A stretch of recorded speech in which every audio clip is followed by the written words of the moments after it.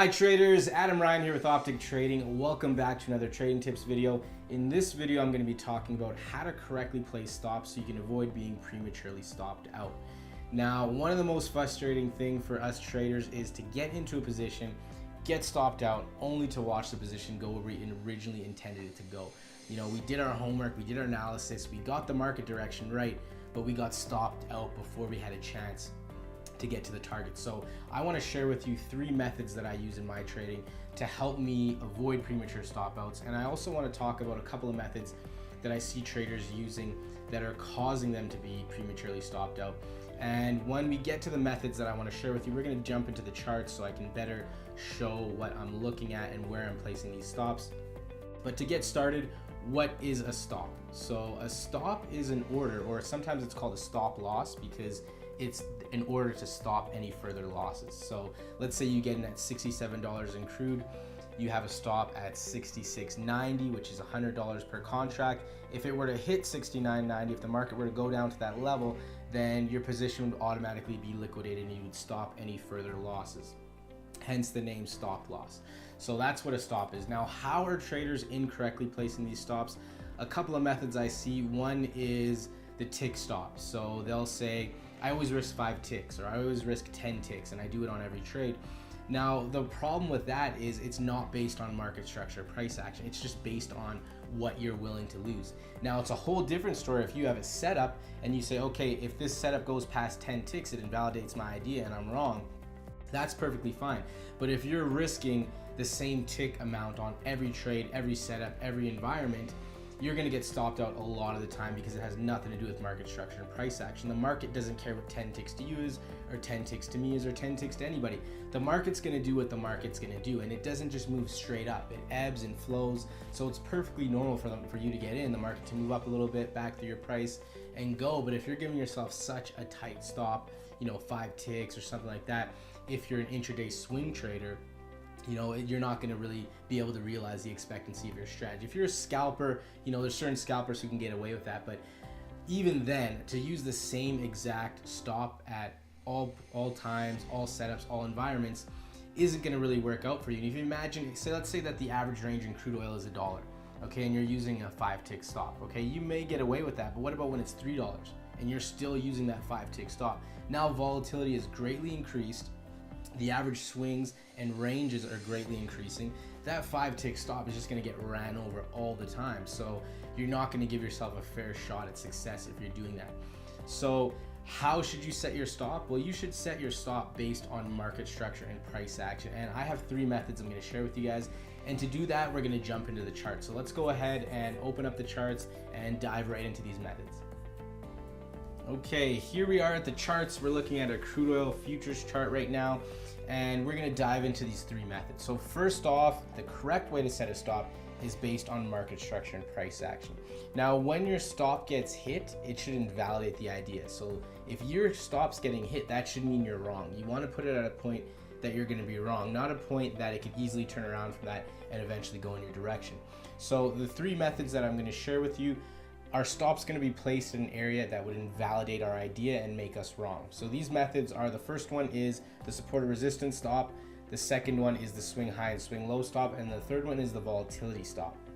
So to get started here, this level right in here where my mouse is, this is a support zone. Now let's imagine that when price was up here, we thought that we wanted to buy when price came into this zone. Now we expected strong buyers to come into it, and if it were to go through this zone, then we would be wrong because the buyers are not coming in like we thought, and it's actually further failing.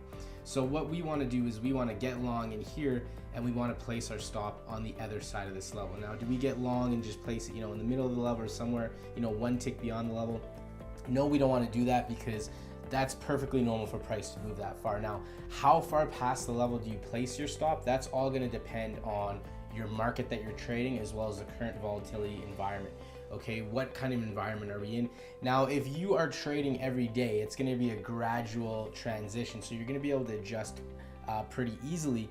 But let's say that you're somebody new who's just coming into trading today. You want to know how to set your stop. Well, you're going to have to do a little bit of homework. You're going to have to go through the charts.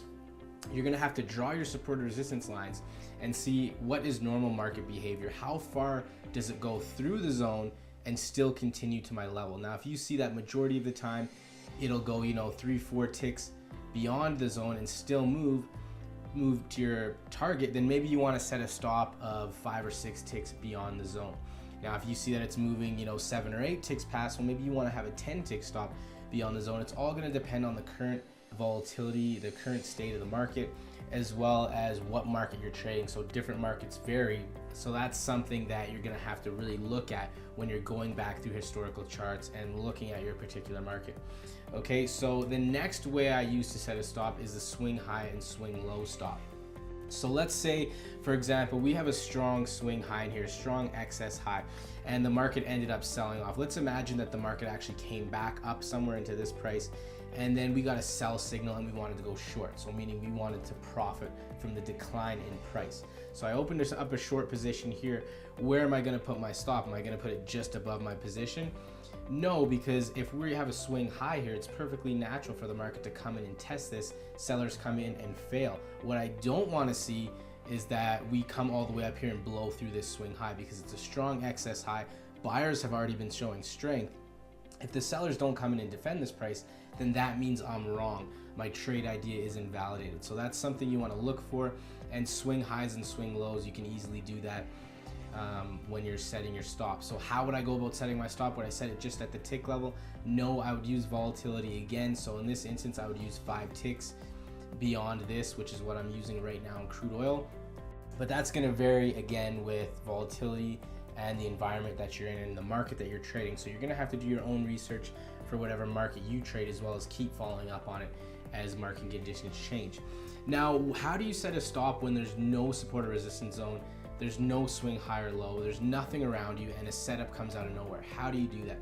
The way I do that is with a volatility stop. Now, a couple of instances where I'll use a volatility stop is where I see exhaustion. So for example, say we're trending higher and the market exhausts in the middle of nowhere.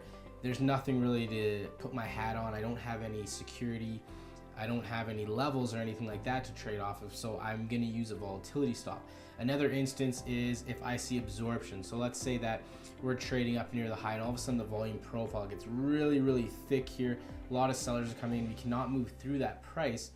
Then I will actually take the trade. So another way, like I'll pull up the volume profile chart. So let's say that we were trading up here and then it started getting really, really thick in here. We were struggling to move past that level. Then this is an area where I'd want to take a short. Now, I use a volatility stop because there isn't anything to really put my stop behind. I don't have a support or resistance zone. I don't have a swing high or swing low. So to do that, again, this is going to take a lot of work if you're not trading day in, day out, and you're really in sync with your market. You're going to have to go back through historical charts. So you're going to have to look at all the times where you've seen exhaustion or you've seen absorption and see what is normal price behavior. What is normal? Is it normal for price to move, 6, 7 ticks beyond the VPOC, beyond the absorption level, and still fail and still go in the direction you intended? Or are you seeing if it moves, 10, 11 ticks, this absorption is failing and the buyers are going to take control and you're wrong on the idea? So that's something that you're going to have to take into consideration when you're setting the volatility stop. But any trader can do it. You can go back through the past days and just look at all the instances where you've seen absorption or you've seen exhaustion and the price couldn't go through it. How far could it not trade through to the other side? Or when did it fail? What was the average tick size? Did it fail mostly when it gets 10, 11 ticks? Does that mean that it's a failure? Well, then you want to put your stop at around 10 ticks. So you know, hey, if my stop gets hit, then that means that my idea is invalidated. It's likely going to fail. Now, there's certain instances where you will do everything right. You will set the correct stop. It'll be, beyond the level, beyond the swing or volatility stop, and you still get stopped out. Now, there's certain instances where you need to get back in. So large traders, institutions, and hedge funds, sometimes they will run stops intentionally to get the liquidity there. So let's say that you buy at this level right in here where we talked about earlier. You have your stop 5 ticks below the low, then you see it just snaps back. It hits your stop and then just snaps right back. And you say, okay, we tested to see if there's any new business, and that was a stop run. Or you see that we go below the low, all of a sudden volume starts really thickening up on the profile, struggling to move below. That tells me it's absorption. You want to get back in even though you get stopped out. So there's certain instances where you can do everything right, set your stop right, and still get stopped out. and if it's a stop run, you want to get in. So there's no guarantee that, hey, if I do all these things, set my stop right, I'm never going to get stopped out. That's not the case, but it will really lower your chances of getting prematurely stopped out and watching the market move in your direction. So I hope this video has helped you guys out. I hope you can start implementing this in your trading and avoid premature stop outs. Let me know what you think of the video. Let me know how this impacts your trading. I'd love to hear from you guys. Best of luck with your trading, and I'll see you in the next video.